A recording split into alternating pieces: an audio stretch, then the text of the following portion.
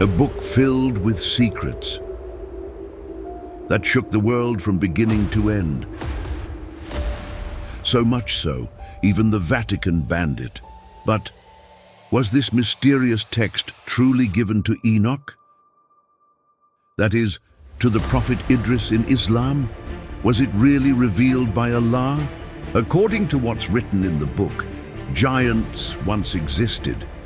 A forbidden union took place between beings who descended to earth and human women, and from this union, a race was born that shook the earth. The giants. Did these beings really declare war against humanity? And what does Islam say about all this? A prophet with special and mysterious knowledge. Enoch. He played such a mysterious game with Azrael that in the end he was raised to the heavens by Allah. But where is he now? Is he in paradise or living in another dimension? The mysterious life story of the prophet Enoch.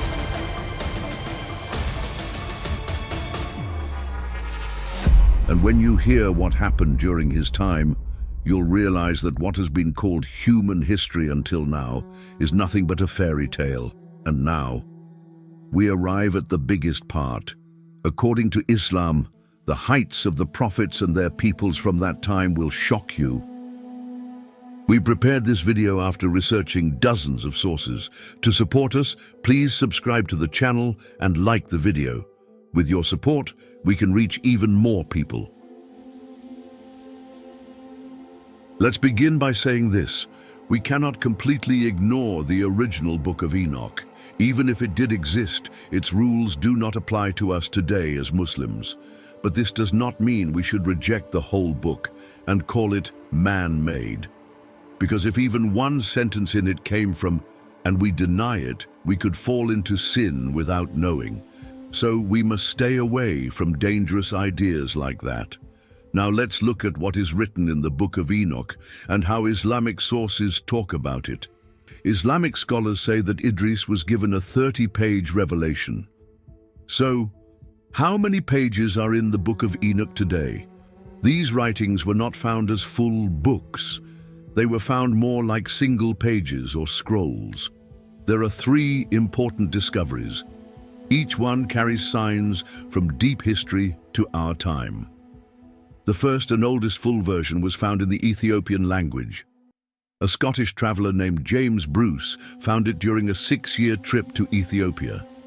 In 1773, he brought 3 copies of the Book of Enoch written in Ge'ez back to Europe. At that time, the book was thought to be lost in Europe. Another important discovery happened in 1886. The French archaeology mission found parts of the Greek translation of the Book of Enoch in a Christian cemetery in the city of Akhmim, Egypt. These texts show how the book spread in different languages. The last and most important discovery was in 1947 in the Qumran area. Ancient scrolls were found there called the Dead Sea Scrolls. Among them, they found parts of the Book of Enoch in the Aramaic language. This discovery gave us important information about the book's original language and where it came from. These writings are believed to be from the 2nd century BCE. They are very old and contain many strange details. In this video, we will focus more on this book and then talk about the unusual and mysterious life of Idris, as told in Islamic sources. The part known as the Book of Giants is especially interesting. It focuses on the stories of the giants who were the children of the fallen angels. In this section, we read about how the giants, called Nephilim, were born from the union between fallen angels and human women. The book also includes some prophecies. These prophecies begin to appear through dreams.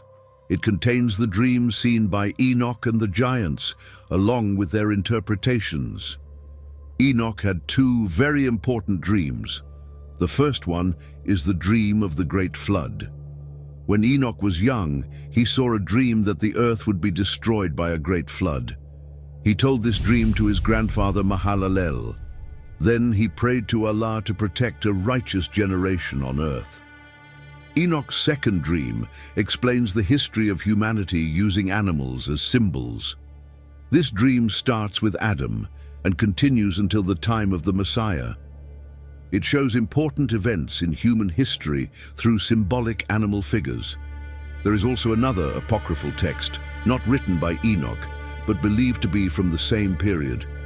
This very unusual book is called the Book of Giants, and it also talks about dreams. This time, it is the giants who see dreams of a coming destruction. They go to Enoch and ask him to explain their dreams. Enoch tells them that their dreams are a warning from Allah. He says they must repent, or else the destruction caused by the anger of Allah will come, and they will all be completely wiped out. These giants were strong warriors, and they were very confident. So where did these giants come from? To explain this, the book introduces the idea of fallen angels and calls the giants Nephilim. It says these giants, called Nephilim, were mixed beings, born from the union of angels who fell from the sky and human women.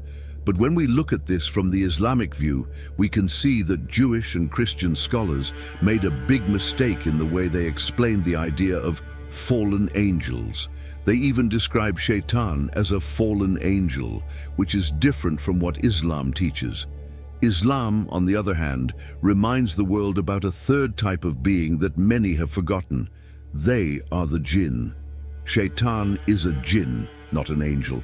In Islam, angels and jinn are two completely different types of beings. Angels are made of nur, light. They always obey Allah and never commit sins. Jinn are made of fire. They have free will. Some of them believe and others reject, just like humans. According to the Qur'an, Iblis, Shaitan, was not an angel, but a jinn. There are even some Christian and Jewish interpreters from human bloodlines. According to them, there was no sexual contact between angels and humans. To be honest, it looks like this story was made up later in the West just to make it more exciting and easier to sell. We can also see this from the fact that the different versions of the book have very different texts, which shows that the original was changed. But one thing that most sources agree on is that the Nephilim, the giants, were very tall beings that brought chaos and destruction to the earth. Nephilim appear in ancient Hebrew religious texts. They were very large and powerful, but in the end, they were destroyed and wiped out from the earth. Now let's talk about what Islam says about giants. Probably everyone who watched up to this point is curious about this part. In Islamic sources, some hadith and narrations give us details about the physical features of past nations. These include the heights of Adam, Prophet Hud, and the people of Ad. Actually, Idris was a prophet who lived between Adam and Hud. So, if both Adam and Hud and their people were very tall, we can understand that Idris and his people were also very tall. Let's take a look together. In authentic hadith sources, it is said that Adam was about 40 meters tall. In a hadith reported by Bukhari, the Prophet ﷺ said, Allah created Adam and his height was 60 cubits. When we turn that into meters, it is about 40 meters tall. The people of Ad and their physical features. In the Qur'an, there is information about the people of Ad, to whom the Prophet Hud was sent. It shows that this nation was made up of strong and large-built people. In Surat Fussilat, it says, "As for the people of Ad, they behaved arrogantly on earth without right and said, 'Who is stronger than us in power?'" In Islamic commentaries, Tafsir, it is explained that the people of Ad were physically strong and large. They also built big and massive structures. However, there is no exact number given for their height. But in some books, it is mentioned that due to the conditions of that time and the size of the animals that lived back then, the people were also very tall, so tall that we would now call them giants. Since the height of Adam was about 40 meters and Idris was only 6 generations after him, we can say that Idris and his people were also giants. Even though Islam doesn't use the word giant, the very large heights mentioned in sources point to the existence of giant-like people in the past. Possible links between Nephilim and Jinn. In Islam, there is no direct mention of Nephilim, but there are some similarities and theories. Human-Jinn interaction. According to Islamic belief, it is possible for humans and jinn to interact. Some narrations talk about beings that were born from the union of humans and jinn. These beings are called nasnas, described as half human, half jinn, often with missing body parts. However, we could not find strong academic sources about this. These stories mostly come from local beliefs or folktales. Some people claim to have married jinn or had sexual contact with them, and there are even so-called jinn experts who talk about these events. But again, because we didn't find any solid sources, we are sharing this as just a possibility.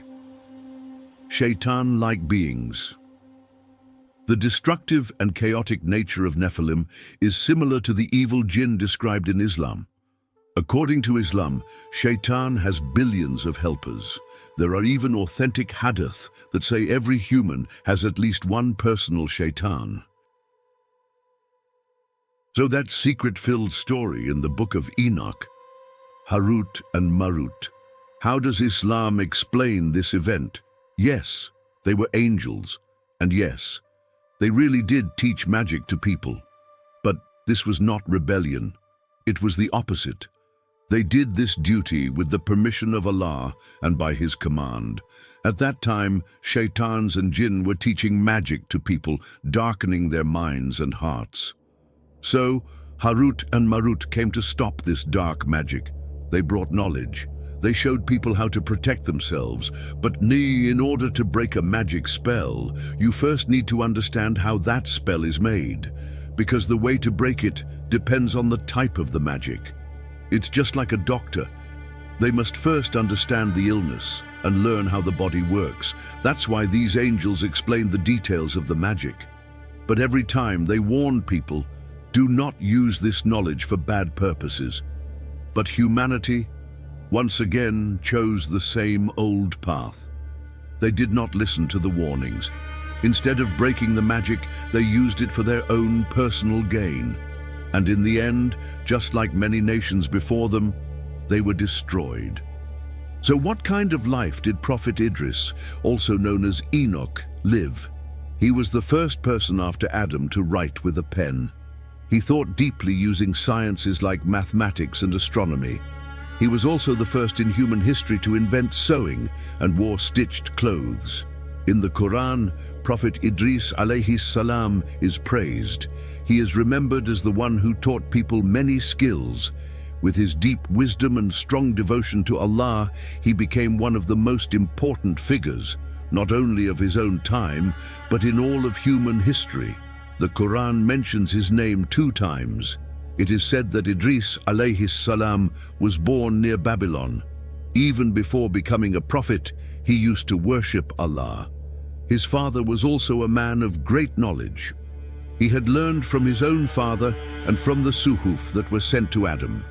He studied astronomy, astrology, and similar sciences, and passed this knowledge to his son Idris. So Idris became both a pioneer in knowledge and a guide for humanity, leaving a unique mark in history. The Qur'an says, and mention in the book, Idris. Surely he was a man of truth, a prophet, and we raised him to a high place. There are narrations that describe Idris alayhi salam as very tall, with fair skin, a broad chest, a large belly, strong bones, light body hair, thick hair on his head, a soft voice, gentle words, and short steps when walking. According to a narration by Tabar, when gave him prophethood, Adam was 622 years old. He was sent as a prophet to the children of Qabil, Cain. He called his people to the truth, invited them to obey Allah and stay away from Shaitan, but they did not listen to him. It is said that about 1,000 believers followed him. Angels would visit Idris alayhi salam in groups, talking with him and spending time in his presence. Even before becoming a prophet, he used to spend his time in worship. The prophets, who reached the highest level of spiritual growth, were also examples for humanity in practical skills. Just like Adam alayhi salam was a farmer, Idris alayhi salam was a tailor. The meeting of Prophet Idris alayhi salam with the angel in charge of the sun. Prophet Idris alayhi salam was so pious and pure that he divided his life into two parts. For 3 days, he would preach to his people, teach goodness, and guide them. Then for 4 days, he would travel across the land and worship only Allah Jalla Jalalu. At that time, his community was very corrupt, both physically and spiritually. They had left the path shown by Shith alayhi salam, and they had stopped worshipping. They treated all kinds of sins and forbidden things as if they were allowed. So sent Idris alayhi salam as a prophet to guide these people. He received 30 pages of divine revelation and taught the people the commands and warnings from Allah.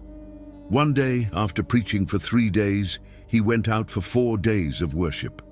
It was a very hot day, and as he walked under the sun, he became extremely hot and sweaty. Then he said, "O my Lord, I could not stand even 1 day under this sun. How does the angel who carries the sun endure this heat every day?" In that moment, he made a dua. "O my Lord, please make the heat and weight of the sun lighter for the angel who carries it." Accepted the dua of Idris alayhi salam, and he made the heat and weight of the sun easier for that angel. When the angel felt this change, he called out to Allah, "O my Lord, what is this new situation? Why did you change this for me?" Said, "I did this because of the dua of my servant Idris." The angel then said, "O my Lord, send me to him. Let me be his friend." Accepted the angel's request and allowed him to go and meet Idris alayhi salam. When the angel arrived, Idris alayhi salam immediately recognized him. He said, "I know that you are one of the angels who visit as guests." They sat together, talked, and worshipped. When the angel was about to return to the sky, he said to Idris, "Because of the kindness you showed me, I want to fulfill a wish for you." Then Idris, "I know that you have a special place with Azrael. He will listen to you. Please speak for me and intercede on my behalf." The angel replied, "Of course, I will speak to him and tell him your request." So the angel went and told Azrael about this. Azrael already knew Idris from afar. He loved and respected him and also wanted to meet him. When he heard the request, he said, "Let me ask my Lord for permission. If he allows, I would love to visit him." Azrael received permission from Allah. Then he took the form of a human and went to visit Idris. At that time, Idris had just finished 3 days of preaching to his people and had entered his 4-day worship period. That's when Azrael arrived, during this time of worship, disguised as a human. When he saw Idris, he gave him salam and said, "O Prophet of Allah, will you let me be your companion?" But Idris did not realize he was an angel. He thought he was an ordinary man and replied, "I have separated these 4 days for worship. I avoid people during this time, and no one knows where I go. So how did you find me?" Azrael said, "O Prophet of Allah, I am also a servant of Allah. I only wanted to see you and worship together with you. Please let me join you." Then Idris said, "You will not be able to keep up with me. I eat little, drink little, sleep little, and perform regular worship all day. You will not be able to endure this." Azrael replied, "Allah gives me strength. Insha'Allah, I will manage." So Idris accepted him, and they started their journey together. For 1 whole day they walked, making dhikr, worshipping, giving thanks, and fasting. In the evening, as they continued their journey, they saw a shepherd on the road. Azrael said to Idris, "O Prophet of Allah, we're traveling, but we don't know where we'll spend the night. Maybe we won't find any food. Since there's a shepherd here, let's get some milk." Wherever we sleep tonight, we can break our fast with it." But Azrael said this to test Idris, because as an angel, he didn't need food or drink. When Idris heard this, he became upset and said, "Don't ever say something like that again. He is responsible for our sustenance. Wherever we are, he sends our provision there. How could not know where we will rest?" Azrael said, "Astaghfirullah." Then they continued their journey. At night, they stopped to rest. Idris was very hungry. They made dua and sent them a meal from the heavens. Then Idris said, "Come, join me and eat." Then Azrael said, "I swear by the one who made you a prophet, I don't feel any desire to eat." Idris replied, "I am a human. I have to eat a little." So he began eating, but he started to become suspicious of the man with him. Earlier, he had asked for milk because of hunger, but now he refused to eat. After eating, they both began to pray. They continued praying without stopping until the end of the night. Idris became tired and sleepy. Then he looked at the man beside him. He had no signs of tiredness, no sleepiness, no hunger. Idris still didn't know he was Azrael and was surprised. But for Azrael, this worship was easy, because in the heavens there are angels who started praying before the world was even created, and they still haven't moved from their standing position. Idris looked at him in amazement and said, "I thought no one on earth could worship stronger than me. But clearly, you are stronger. I was never told someone like you exists." He felt humbled by his own worship. The next day came. They continued walking. Near the end of the day, they saw a grapevine. Azrael said, "O Prophet of Allah, we don't know where we'll stay tonight. Maybe we should take a few bunches of grapes in case we don't find food later." Idris became upset and said, "Didn't I already tell you? Guarantees our provision. Wherever we are, sends our risk there." Azrael replied again, "Astaghfirullah," and they continued without taking any grapes. Night came, and they sat to rest again. They made dua, and once again sent down a table of food for them. Idris started eating, and turned to the man beside him. "Come, join me and eat." Azrael said again, "O Prophet of Allah, I don't feel like eating at all." Idris became even more suspicious. He thought to himself, so he didn't want those grapes for himself after all. After eating, they prayed again and continued praying without a break until the end of the night. Once more, Idris became tired, and he looked at the man beside him. Still no signs of hunger or sleep. Then Idris asked him, "For the sake of the one who holds my soul in his hand, tell me the truth. You're not a human, are you?" The angel of death, Azrael, replied, "Maybe not. I am not from the children of Adam." And asked, "Then who are you?" Azrael said, "I am the angel of death." When Idris heard this, he was shocked. "Did you come to take my soul? Is it my time to die?" Azrael replied, "If I had received a command to do that, I would obey it. But I didn't. I came only because I love you for the sake of Allah. I asked his permission and came just to be your companion." Idris said, "For nearly 3 days and 3 nights we've been walking and worshipping together. You never left my side. In all this time hasn't even one creature died." Azrael replied, "O Prophet of Allah, by the one who gave you prophethood, of course many have died. Since the moment you first saw me, I've been with you, but whenever I am ordered to take someone's soul, no matter where they are in the universe, I go and take it." Idris was amazed and asked, "How do you do that? How is it possible?"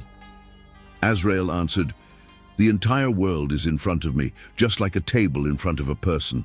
Just like a person reaches out to take food, I reach out and take a soul." The trick of Idris to Azrael, Idris said, "There is something I've always wished for. Can you let me taste death?" Azrael asked, Why would you want to feel the pain of death? Idris, who held a very high level of worship, replied, "If I feel the pain of death even once, I will never sleep again after I return to life. I will worship Allah without stopping." Azrael said, "Let me ask my Lord." When gave permission, Azrael suddenly made Idris taste death. And then, with the permission of Allah, he brought him back to life. When Idris opened his eyes again, Azrael asked him, "How was the pain of death?" Idris said, "It's nothing like what I've read. It was terrifying and painful." In some narrations, Idris said, it felt like the skin of a sheep being torn off while still alive. That's how painful death is. Then Idris said, "O angel of death, I have another request. Can you do it for me?" Azrael replied, "Tell me." Idris said, "Please show me hell." Azrael replied, "All right, I'll ask my Lord, but why do you want to see hell?" Idris said, "If I see hell with my own eyes, my worship will increase even more." Allah Azza wa Jalla gave permission. Azrael took Idris to hell. When they reached its gates, the angels guarding hell asked, "Who are you?" Azrael said, "I am Azrael." The angels started trembling and asked, "Why have you come with the fear of death?" Azrael said, "Sent us. We came with Prophet Idris. Please open the gate just a little." The guardian angels opened the gate of hell only as wide as a needle's eye. At that moment, Idris heard terrifying sounds, felt intense heat, and the screams and fire made him collapse and faint. When he woke up, he said, "This was much more terrifying than anything I have ever read or known."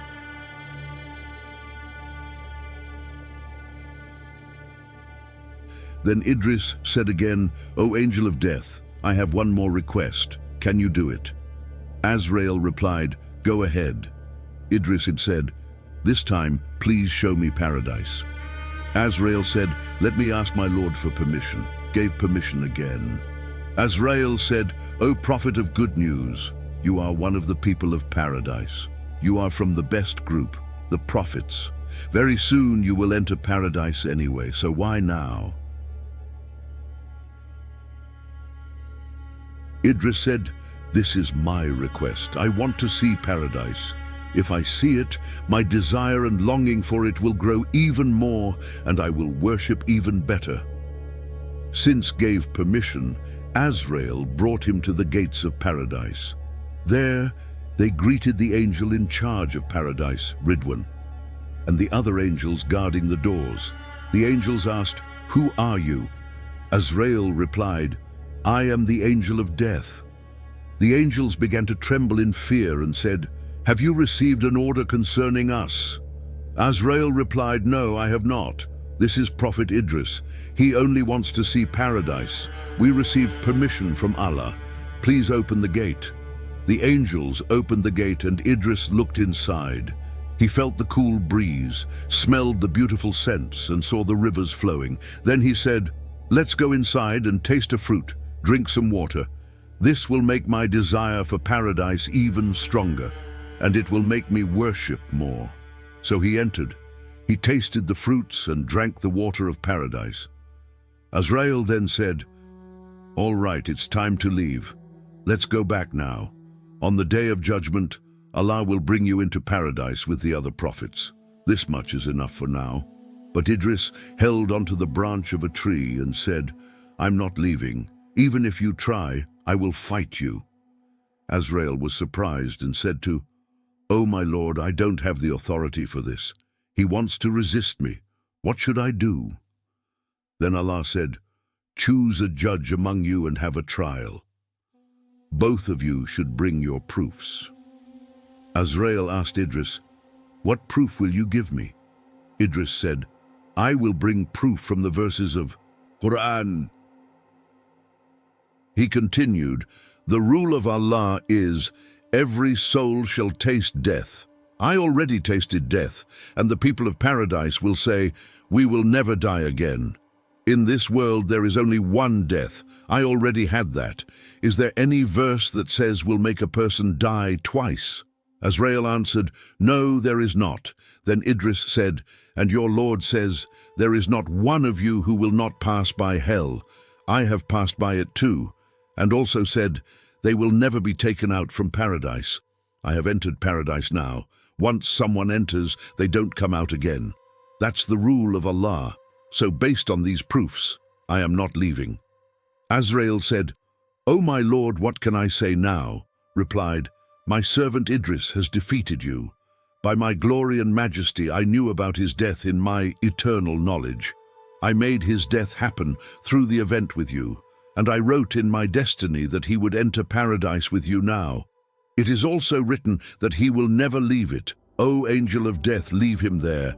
My servant Idris entered paradise by my command, and by my command he will never leave." So Idris stayed in paradise. When the angels saw this, some of them asked, "O our Lord, we were created thousands of years before Prophet Idris. We never disobeyed you, not even for a blink of an eye. Yet you allowed him to enter paradise before us. What is the wisdom behind this?" Allah replied, "I created you for my worship, to praise and remember me. I placed your joy in dhikr and made you strong in worship. I didn't give you desires like food, drink, or lust. But Idris is human. I placed in the world desires, beauty, sins, and temptations. I gave him a soul and allowed Shaitan to tempt him. But he defeated both his soul and Shaitan. He left all worldly pleasures for my sake. He put my love and my pleasure above everything.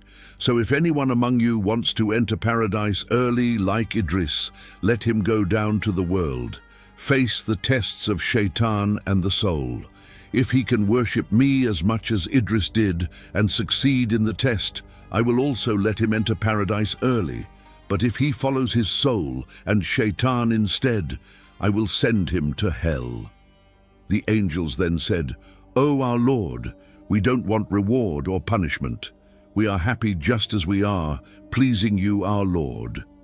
In the Qur'an, Prophet Idris is mentioned directly only in 2 verses. One of them says, "And mention in the book Idris. Surely he was very truthful and a prophet. We raised him to a high station." Maryam 19:56-57. The other verse says, "And mention Ismail, Idris, and Dhul-Kefl. All were among the patient. We admitted them into our mercy. Indeed, they were of the righteous." Al-Anbiya. In the Quran, several qualities are given to Idris. He was one who prostrated in tears, was guided to the truth, chosen. His status was high and honored. He was patient, truthful, siddiq, and a prophet. In hadith, Idris is only mentioned during the Mi'raj ascension of the Prophet Muhammad sallallahu alaihi wasallam. According to some narrations, the Prophet met Idris in the 2nd heaven, but according to most narrations, the meeting happened in the 4th heaven. The verse in the Quran that says, "We raised him to a high place," has been explained in different ways by scholars. Some say this means Idris was taken to the 4th or 6th heaven when his soul was captured. Others say the verse refers to paradise. Some scholars say it means that he was given prophethood. Prophet Idris also carried with him the scrolls that were revealed to Adam and Shith. He is known to have invented or advanced many sciences and skills, the knowledge of symbols, ilm al-raml, astronomy, calculations, medicine, plant secrets, unusual crafts, writing, sewing, and using a balance, scale.